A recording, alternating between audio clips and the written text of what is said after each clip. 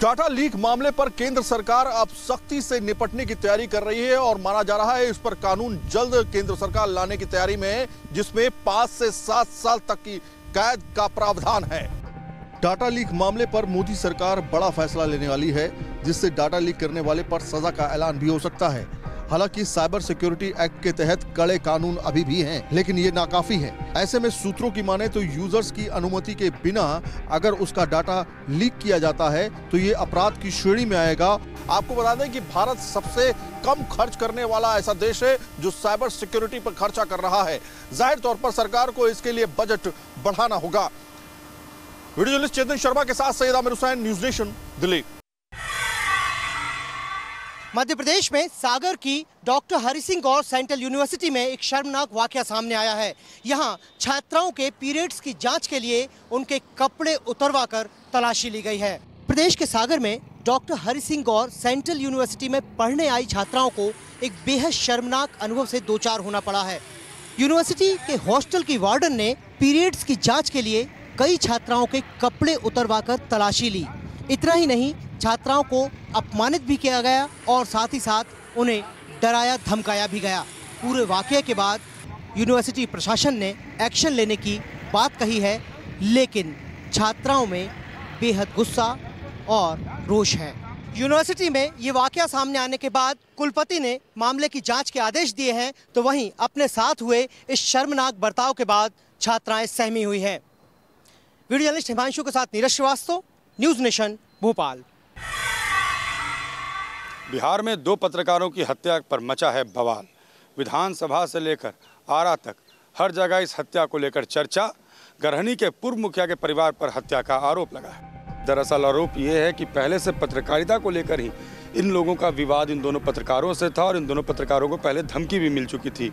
कल धमकी के बाद ज्यों ही दोनों पत्रकार अपने बाइक पर सवार होकर आगे बढ़े, पीछे से एक तेज गाड़ी में पूर्व मुखिया सवार थे और उन्होंने उन दोनों को वहीं रौंद डाला। दोनों की घटनास्थल पर मौत हो गई। इस मामले में पुलिस ने भले ही एक व्यक्ति को गिरफ्तार कर लिया है, मगर सवाल ये उठ रहा है कि पत्रकार बिहार में इतने असुरक्षित क्यों? क्योंकि पत्रकारों की हत्या का ये कोई पहला मामला नहीं है और सरकार जवाब अब ढूंढ रही है। विजय स्वतंत्र के साथ रजनीश सिन्हा, न्यूज नेशन, पटना।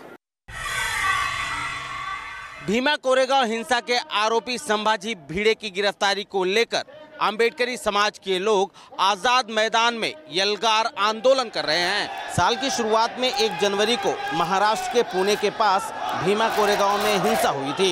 इस हिंसा में एक व्यक्ति की मौत हो गई थी। हिंसा का आरोप मिलिंद एकबोटे और संभाजी भिड़े पर लगा।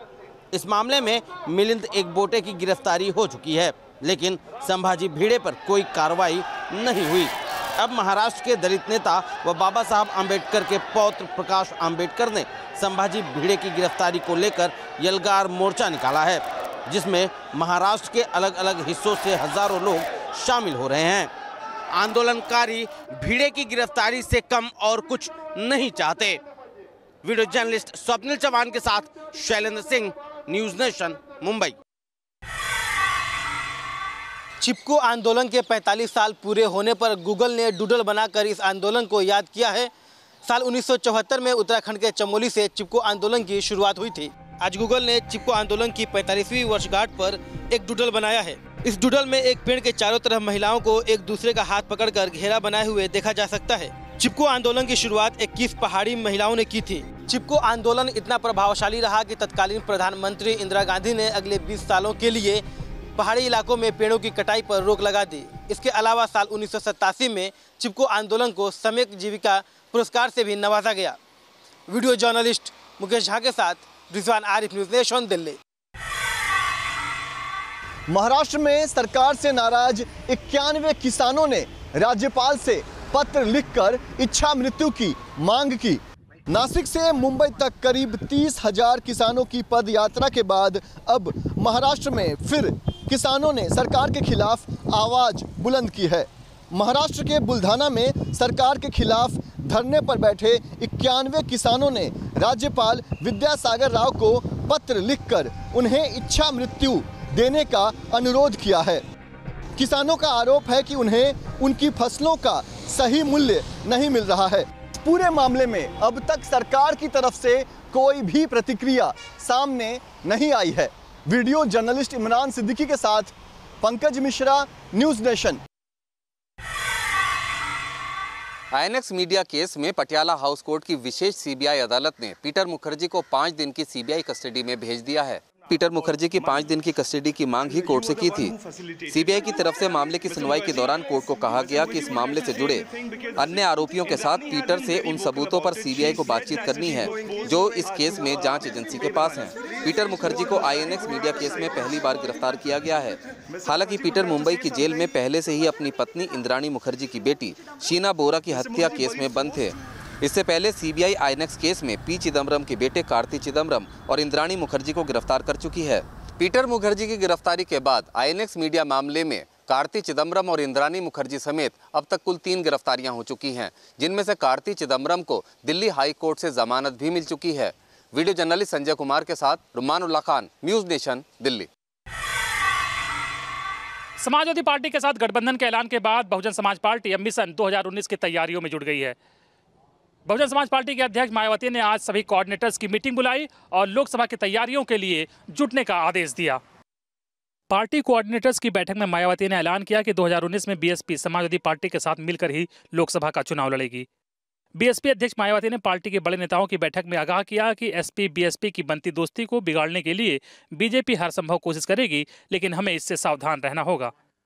मन की बात कार्यक्रम में पीएम द्वारा बाबा साहब अम्बेडकर का नाम लिए जाने पर मायावती ने कहा कि बीजेपी की मानसिकता बाबा साहब के सिद्धांतों के खिलाफ है। एसपी और बीएसपी गठबंधन के रास्ते पर बहुत आगे बढ़ चुकी हैं और दोनों ही पार्टियों के बीच जल्द ही सीट शेयरिंग को लेकर भी फैसला हो सकता है। वीडियो जर्नलिस्ट सैफुल हसन के साथ Anil Yadav, news nation, Lucknow. BJP के राष्ट्रीय अध्यक्ष अमित शाह आज से 2 दिन के मध्य कर्नाटक के दौरे पर हैं। उन्होंने अपने दौरे की शुरुआत तुमकुरू के सिद्धगंगा मठ से की। सोमवार सुबह बीजेपी के राष्ट्रीय अध्यक्ष अमित शाह कर्नाटक बीजेपी अध्यक्ष बीएस येडियुरप्पा के साथ लिंगायत समुदाय के प्रसिद्ध सिद्धगंगा मठ गए और वहां के प्रमुख 110 साल के संत शिवकुमार जी से मुलाकात की। शिवकुमार स्वामी जी को लिंगायत समुदाय के लोग भगवान का दर्जा देते हैं, इसलिए अमित शाह की शिवकुमार स्वामी जी से मुलाकात को अहम माना जा रहा है। सिद्धरामैया सरकार के लिंगायत समुदाय को अलग धर्म का दर्जा देने से कर्नाटक में बीजेपी बैकफुट पर है। ऐसे में अमित शाह की कोशिश है कि इस दौरे के जरिए वो एक बार फिर से लिंगायत समुदाय का भरोसा जीत सके। Yasir Mushtaq, news nation, Bengaluru. North Korea पर अमेरिकी एनएसए का बड़ा बयान, कहा बातचीत का न्योता देना किम जोंग की चाल है। जॉन बोल्टन का कहना है कि बातचीत की पेशकश इसलिए रखी जा रही है ताकि किम जोंग को परमाणु हथियार बनाने के लिए समय मिल सके। साथ ही साथ बोल्टन ने यह भी आरोप लगाया कि इसलिए वो लगातार कोशिश कर रहे हैं कि दोनों देशों की बातचीत धीरे धीरे लंबे समय तक खिंचे और उन्हें अपने हथियारों को विकसित करने के लिए समय मिल सके।